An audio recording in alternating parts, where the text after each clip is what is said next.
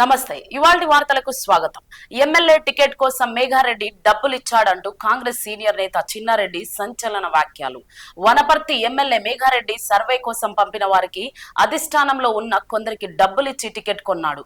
మహబూబ్ నగర్ స్థానిక సంస్థల ఎమ్మెల్సీ ఎన్నికల్లో కాంగ్రెస్ అభ్యర్థి జీవన్ రెడ్డితో 90 కోట్లు ఖర్చు పెట్టించారు.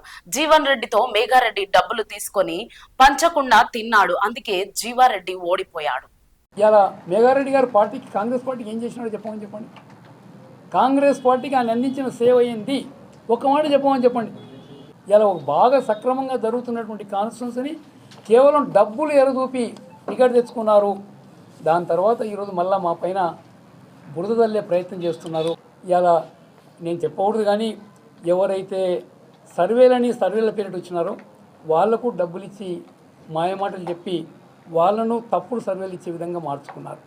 ఎవరైతే హైకమాండ్ నుంచి పెద్ద ఎత్తున నియోజకవర్గంలో ఉండే ఎన్నికను పరిశీలించమని పంపిస్తే వాళ్లకు అదే పరిస్థితి కలిగించారు వాళ్ళు.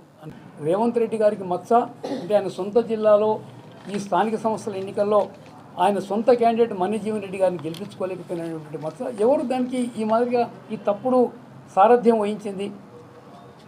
మన గొప్ప శాసనసభ్యులు గారే. అందుకని అన్ని ఇలాంటి అనుభవం లేని పనులు, తప్పుడు పనులు తప్ప ఇంకోటి కాదనేటువంటి మాట కూడా నేను సవినిగా మనం చేస్తున్నాను. 90 కోట్లు ఖర్చు పెట్టించారు జీవన్ రెడ్డి గారితో. 90 కోట్లు ఈ ఎమ్మెల్సీ స్థానానికి జీవన్ రెడ్డి గారితో చాలా డబ్బు ఖర్చు పెట్టించారు.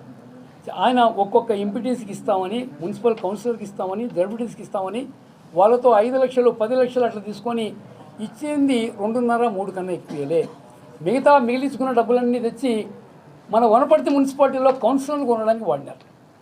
టీఆర్ఎస్ కౌన్సిలర్ కొనడానికి వాడి వాళ్ళందరినీ పార్టీ మార్చుకొని వనపర్తి కౌన్సిల్ కాంగ్రెస్కి వచ్చిందని జబ్బలు ఖర్చుకున్నారనేటువంటి మాట కూడా మీతో మనం చేస్తున్నాను.